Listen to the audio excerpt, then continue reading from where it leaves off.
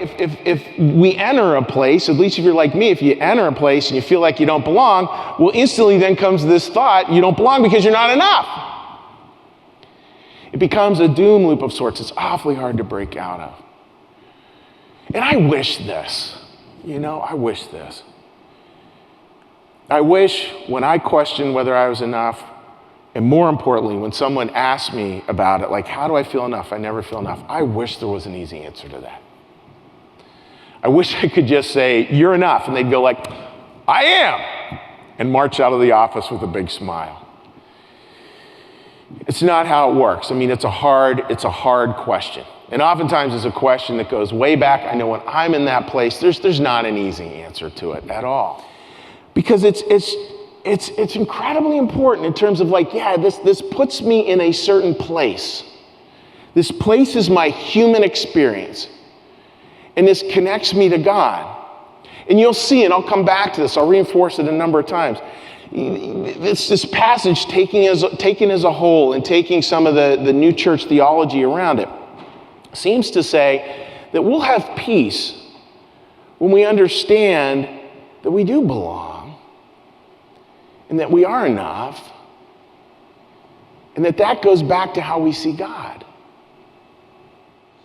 Like, here's the advantage, just a little aside, like, here's the advantage sharing that. Do you realize every time you share something like that, there's somebody who might be watching this service on Wednesday, and they're going to listen to that, and they're going to feel a little less lonely. They're going to feel like somebody gets their experience. They're going to feel seen and heard. I mean, that's the beauty of when we share. Yes, it's authentic to us. So important, incredibly beautiful. And when we share authentically, it will always be an authentic sharing, an authentic connection with someone else, including those we may never meet and we may never know. God's whole point is that we can align so that there is this fruitfulness. And I love, like, with this fruitfulness, Jesus is going, yeah, and you will bear fruit. It's not like when you get aligned, you have to be like, please, God, let me be fruitful, let me be fruitful. No, it's going to take care of itself. It's an inevitable outcome of getting things lined up in the right way. Now, Galatians lists them: joy, peace, forbearance, kindness, goodness, faithfulness, self-control. Those are the inevitable fruits of it. And I think that there's a fruit there, right? Where it's a fruit, of course. Of course you have these fruits of the Spirit, like joy and peace. But with these fruits, it's a gift. It starts to really work when we learn to give it beyond ourselves, right? And what can happen, and this is big, and it's sort of a throwaway line, and we could do a whole sermon on it. I'm not going to do that, but I think it's really important. What we start to see, when we start to see this way this alignment works, is that we start to hold God in a new way. And when we start to hold God in a new way, we understand we're held. When we start to hold God in a new way, we start to understand that we're held. You can't go anywhere without being held.